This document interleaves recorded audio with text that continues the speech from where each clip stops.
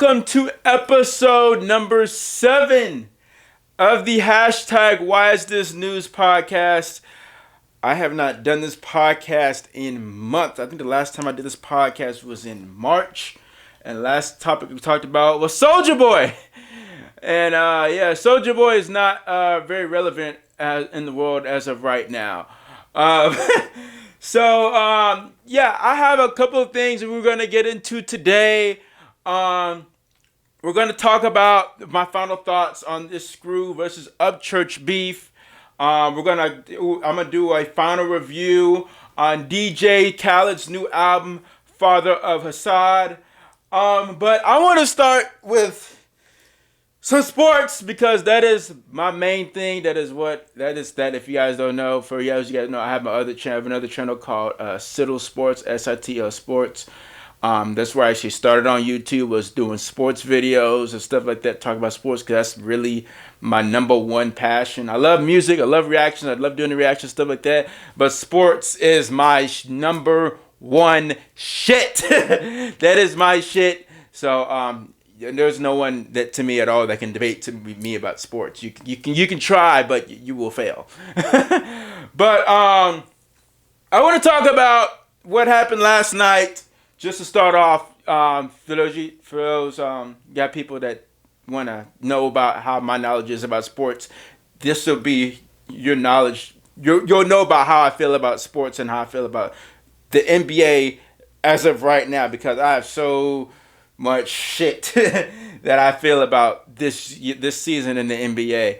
So if you guys want more sports content that I'm about to talk about, if you guys like the way I talk about my sports stuff like that, go over to my Sittle Sports channel, go subscribe, because I'm gonna be a little bit more active on it this summer than I have in the past, because this reaction channel has been booming more for me, more so than my sports channel. So I'm going to try and build that up more and more as this summer goes on. But I want to start with what happened last night. And that is the Golden State Warriors sweeping the Portland Trail Blazers last night. The game went into overtime. I did watch this game. The Portland Trail Blazers, same old story it has been for the past 3 games. Since game 2, they were up big, and the Warriors came storming back yet again, and they won at the end with their championship DNA, doing what they do. They know how to do best, which is shoot threes, get to the hole. Draymond Green running the offense to perfection. You guys can tell I'm not a Warriors fan. I'm not a Warriors fan at all. I'm actually, believe it or not, I'm a Dallas Mavericks fan. Believe it or not. So I'm excited for the Dallas Mavericks this upcoming season. We got Porzingis, you got Luka Doncic now. So we have a really good young core. I expect us to make the playoffs this upcoming year. If we don't make the playoffs, I'll be very disappointed. As a Mavericks fan, I'll be disappointed if we don't make the playoffs this upcoming year. But as for this series as a whole, we kind of all saw this coming. I'm not surprised by it at all. Some people are surprised that Portland didn't at least win a game in this series, with the talent of Damian Lillard and CJ McCollum and the emergence of Rodney Hood, of how well he was playing this postseason. This is the old Warriors team of 2015 to 2016 to 73 and 90. That's what this team is. That's what, as constructed, even though they did not have Iguodala last night. That's what they pretty much have had for this entire series. It's that old Golden State Warriors team where the ball seems to just move so much more when Kevin Durant is not on the floor. And Kevin Durant, bruh. I have made so many rant videos about Kevin Durant. It is not even funny. I do not like the dude. I don't like his decision. I respect the dude's game. I hate his decision to go to the Golden State Warriors so bad. I still hate it to this day. It still does not. I can't wrap it around my head the reason why he would join a team that broke the Chicago Bulls record without you there. You lose to them. You blow a 3-1 lead to them, but you decide to join the team the year after and think that your championships are are somewhat valid championships because as it's clear as day. If the Warriors can do this without you, they don't need you to win a championship, my guy. They just don't. They don't need you, Kevin Durant. They don't. Which is why the rumblings about you going to the New York Knicks or the Los Angeles Clippers with Kawhi Leonard have been going on. Everyone, from reports that I've seen, everyone thinks Kevin Durant is gone, and it's getting like almost like 100% sure that Kevin Durant is gone from the Golden State Warriors. And I want to pull up a tweet that he had, I believe last night, or I think last night or the right before the game that he had towards Chris Broussard. Let me see if I can pull it up real quick. Where he said, Chris Broussard quoted a tweet from Fox Sports Radio saying, "Kevin Durant's worst nightmare is coming true. Players around the league tell me that they put an asterisk by Kevin Durant's 2 championships. What in the world are they going to think if the Warriors win this championship without him?" Now, Kevin Durant is probably going to be back for the playoffs, for the finals. Most likely, I've seen reports that his calf injury, he should be back for Game 1 of the finals. And even DeMarcus Cousins, who I really, oh my God, I don't want to get into DeMarcus Cousins, bro. I really don't even want to get into him. But Chris Broussard quoted that tweet by saying, "If the Warriors win the title without KD, does that diminish his 2 rings?" Kevin Durant responded to say, "I see a little exaggeration there, buddy. My worst nightmare? You're sure that this is the worst that it can get?" And then a fan came up to him and was like, "Calm down. We know you're sensitive." He's like, "You're right. Let me chill before my sensitivity flare up. You're a real one, bro." Bro, Kevin Durant, bro. At least he didn't use his burner account to say this. At least he was out in the open saying this. Let's give a round of applause for Kevin Durant for not using his burner account. You know what I'm saying? But this shows to me that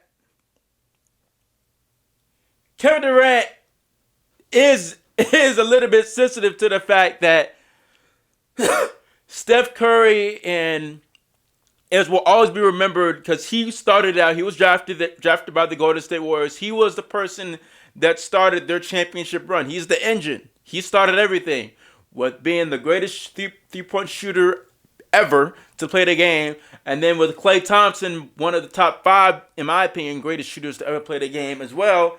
They are the staples of the team. They're the Splash Brothers.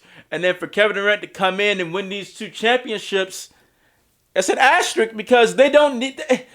It's an overpowering team. They have 4 All-Stars, 5 All-Stars when Boogie Cousins decided to join, but they have 4 total All-Stars. You see the way Draymond Green played last night? He had a triple-double. Steph Curry had a triple-double. Like this team does not need the services of Kevin Durant in order to win a championship. Now, some people believe that the Bucks can beat the Golden State Warriors without Kevin Durant.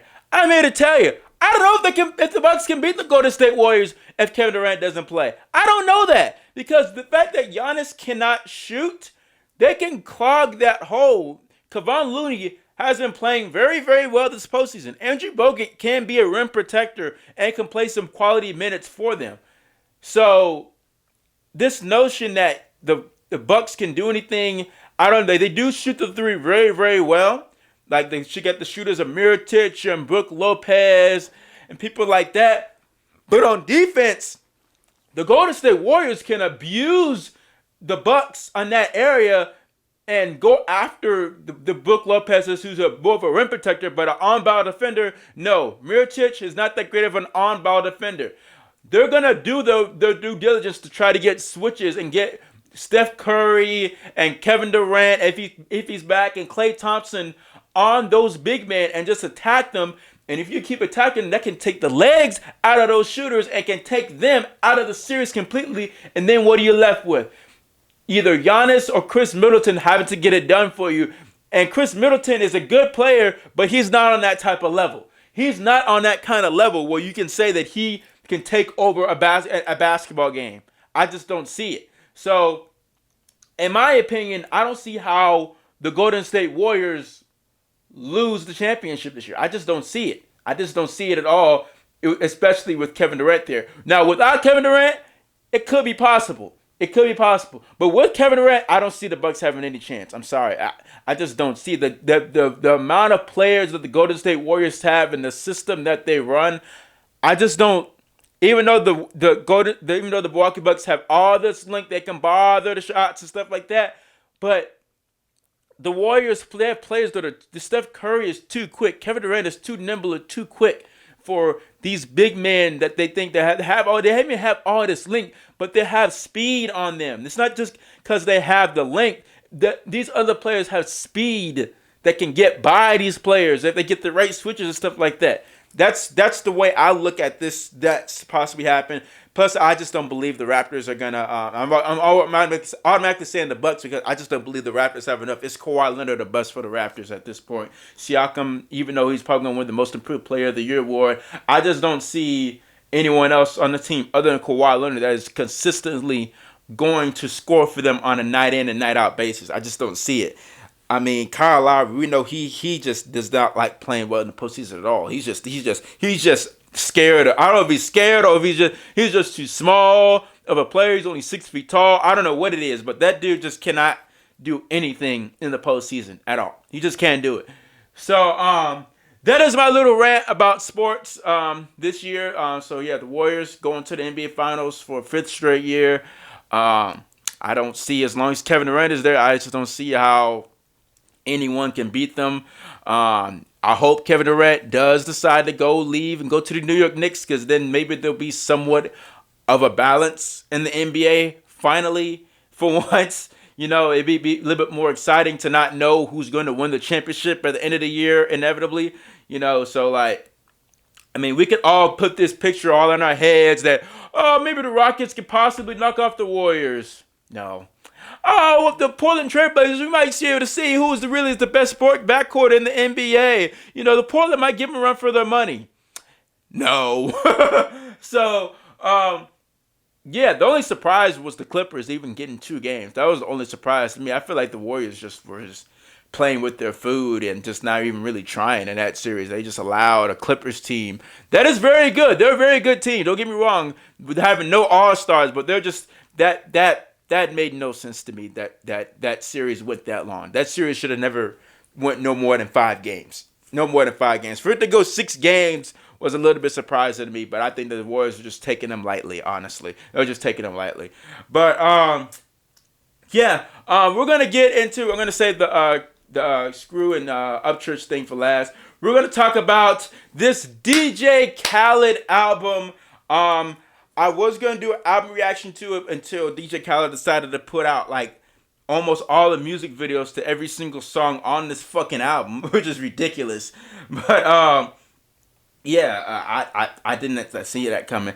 But I'm going to talk about from song to song which song I really like and what songs I really like and what songs I dislike. Overall, as an album, this was a lot more of a chiller album than we're used to from DJ Khaled. It seemed like it was more of an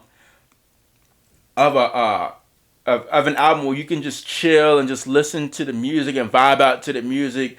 It was more on that level. It wasn't too many where the typical old albums where DJ Khaled would put all these artists together and it would just be a bunch of just flat out bangers that he would be putting out, just anthems that DJ Khaled would be putting together. This was more of a chill album that he really put together where it was a little bit more like a conscious effort to really like have like more of a vibey album per se.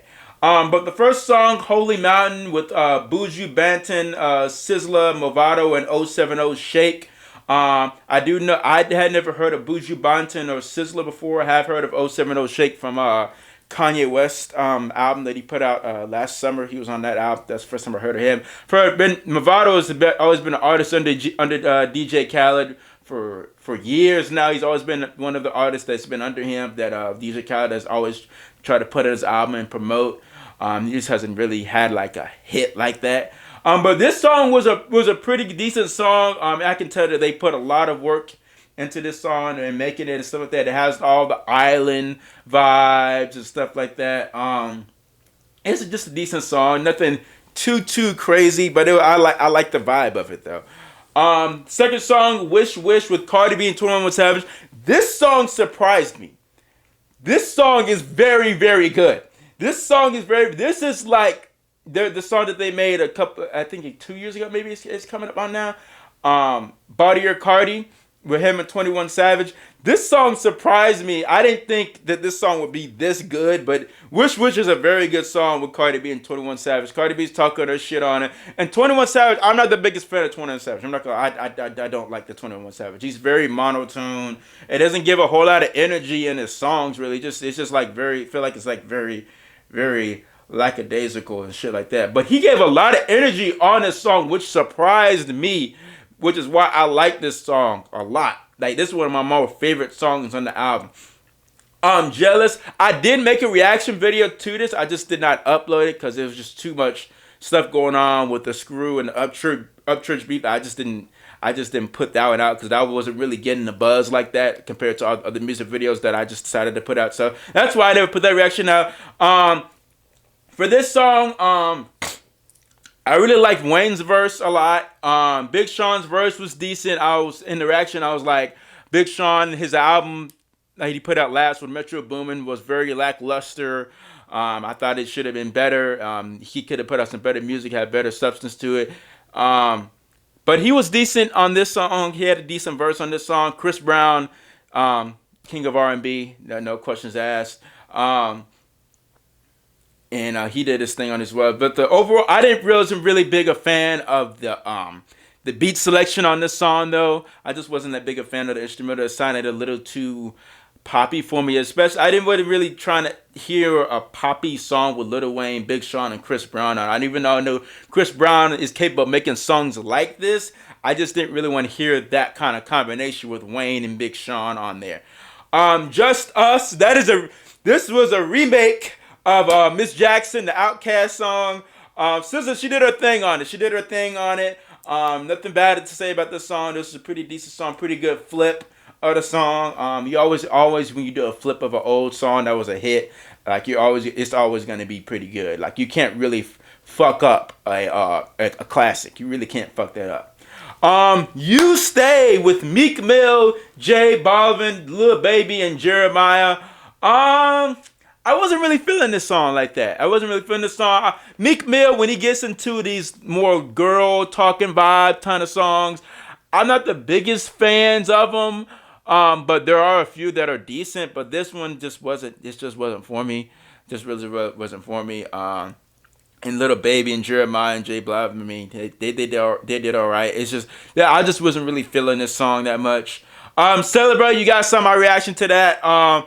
The song itself was just okay. The visuals on the music video, like I said in that reaction video, were amazing. Were top tier, probably the best music video out of all of the music videos that I've seen so far. I haven't watched all the music videos with DJ Khaled yet, but from ones that I've seen so far, that was probably the best one visually wise, because they had all the pauses and stuff like that, and like the scenes, stuff like that. The way that they edited it was pretty damn exciting and pretty damn good.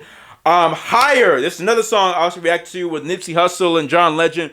This is a very good song, very thoughtful song. Like I said, I made the joke about John Legend. He's never standing up, and but that he did stand up in the music video, which is pretty funny. Nipsey Hussle, he went into his background of how his mother was born, and then talking about the police and how dealing with the police in the hood and stuff like that. And when you see those sirens around, he's like, "Oh shit, here we go again." So, yeah, that was a really good song. It's one of my favorites on the album. Won't Take My Soul by Nas and CeeLo Green. I really like this song a lot. This is a very vibey, you just chill and listen to Nas and listen to CeeLo Green sing. CeeLo Green has kind of fallen off the scene a little bit, but he's still a pretty legendary artist in it himself. But like Nas, like I said, legendary artist. So two legend artists getting on a track together. It was a pretty good song. Weather the Storm. I love this song right here. I love this song by Meek Mill, Little Baby. Meek Mill's verse, I really loved his verse. He really was talking that shit. Little Baby, at first I was a little bit iffy, but then he turned it on at the end, so I was really starting to like this song. Big Boy Talk. This song here is the best song on the album. This is the best song on the album. Jeezy and Rick Ross. This is that Jay-Z, this is that big boss talk shit right here. This song right here is the shit. This song right here is the shit, bro. Jeezy was talking his shit. Rick Ross was talking his shit. He even took a couple shots at the mumble rappers as well again. They were talking they shit on this one, giving people game, giving people knowledge about the game and shit like that, bro. That was fire. Freaking You with Lil Wayne and Gunna. I like the production a lot on this song. Production is top tier on the song. I don't know what song exactly they flipped, but top tier production for this song. I was not a fan of Lil Wayne and Gunna on this beat though. I feel like they could have chose someone else to be on this song. I feel like DJ Khaled chose the wrong people to be on this song. That's just me. For this kind of beat, Wayne could have deal with. If Wayne didn't use the auto tune, I think he would have been better. And then Gunna. I just didn't feel like he didn't fit this song. It's just my opinion. I just didn't feel like he fit this song. Top Off. This came out a whole year ago with Jay-Z, Future, and Beyonce. This is when Meek. They gave a huge shout out to Meek Mill for being in jail, talking about free Meek and stuff like that. This was not a good song, people. This was not a good song. This was a dud. That just wasn't a good song at all. Future on the Hook wasn't that great. Just wasn't good. No Brainer is just a mainstream song that it has its purpose for the industry, for the mainstream industry. That's what that song is. I have no complaints about it. It's not like it's a terrible song, but it's a mainstream song. Thank you, Big Sean. I hope that this is the Big Sean that we are getting for the album that he's supposed to put out. I think he's putting an album out this year. I don't know if it's this summer or when exactly he's putting it out. But I hope that this is the Big Sean we're getting for this album. Because Big Sean, he was doing this thing. He was talking about DJ Khaled, giving him thanks and talking about thanking other people that paved the way for him to get to where he is today. Very good song. Very good track. I like the beat selection and instrumental production on this song is very, very good. And then Holy Ground, Buju Banton. I wasn't really feeling that song. It was just an okay song. Yeah. But overall, this is a pretty decent body of work from DJ Khaled. I've definitely heard better albums from DJ Khaled. But I definitely like this better than Grateful, his last album. I definitely like this album better than that album for sure. This album I feel like is more chill, it's more vibey. It gives more people talking they shit on it, and that's my take on the DJ Khaled album. You guys can let me know what you guys think in comments and down below on YouTube, and also this podcast will also be on my SoundCloud page as well. I will leave a link to that in the description as well if you guys want to just listen to straight audio. You guys just don't want to see my face, which it hurt my feelings that you want to see my face, but you guys can listen to this on SoundCloud as well. I'll leave the link to that in the description below as well. So now let's get to the topic that I'm sure maybe most of y'all are probably going to click on this video about, and that is my final thoughts on the Upchurch versus Screwface Gene battle with round 1 and round 2. My final thoughts. I've had time to go back and listen to the tracks, see you guys' comments.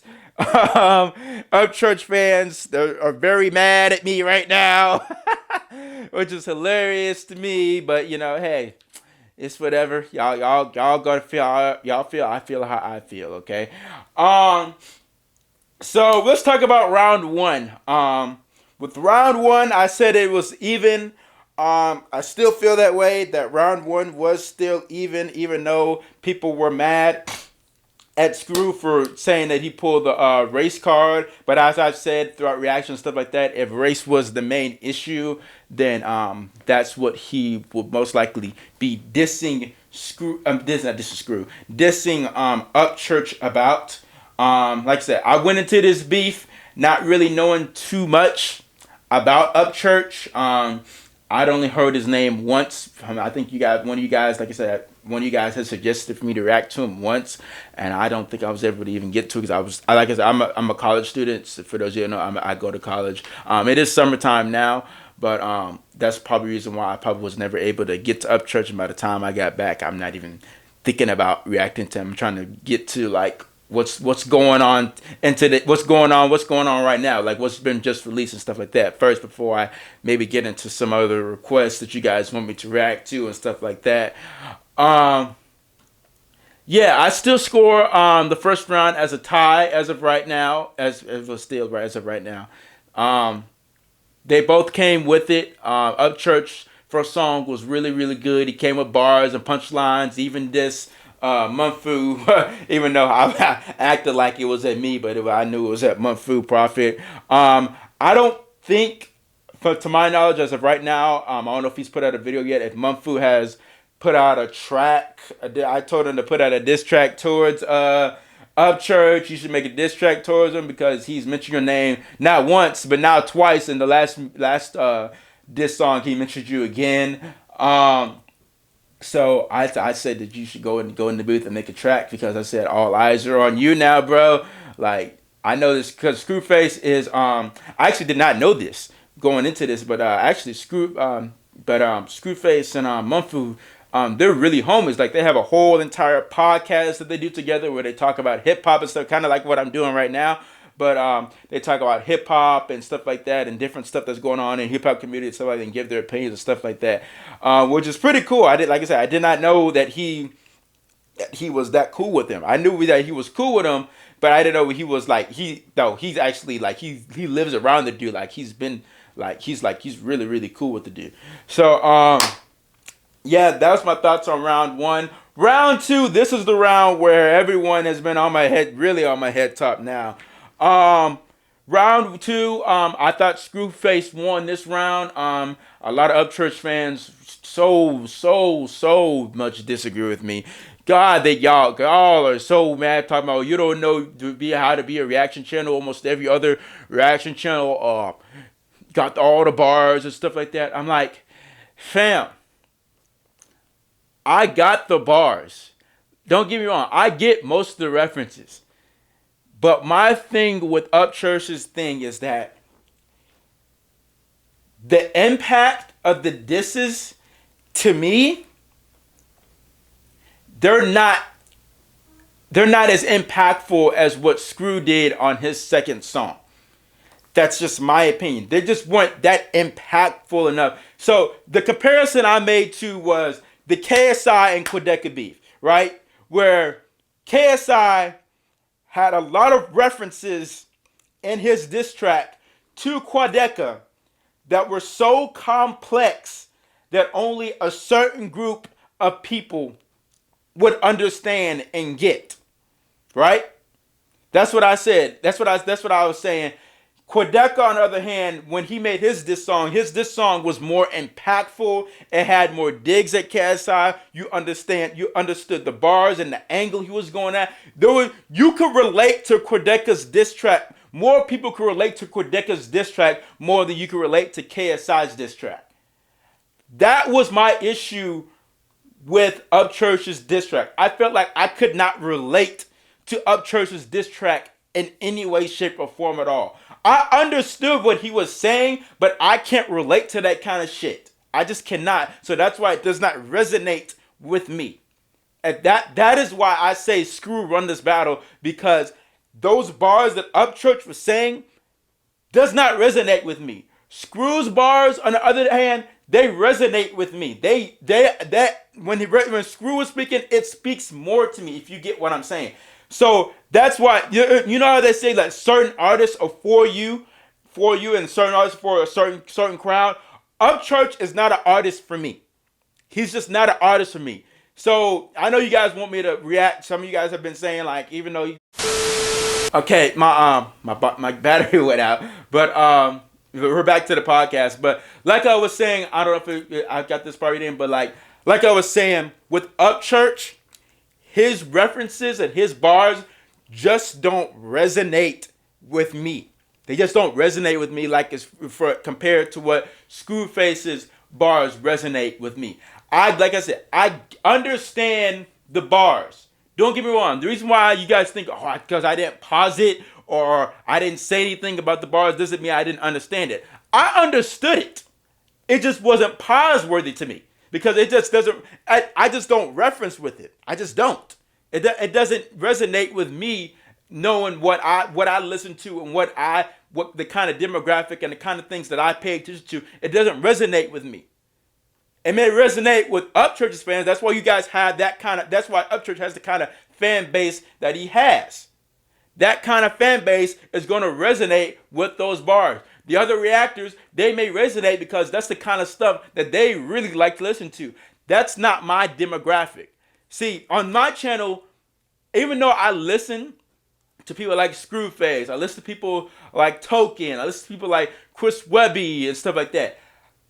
I'm also listening to the DDGs, the B-Loos, the other side of YouTube that there's different sides of YouTube that are different. You know what I'm saying?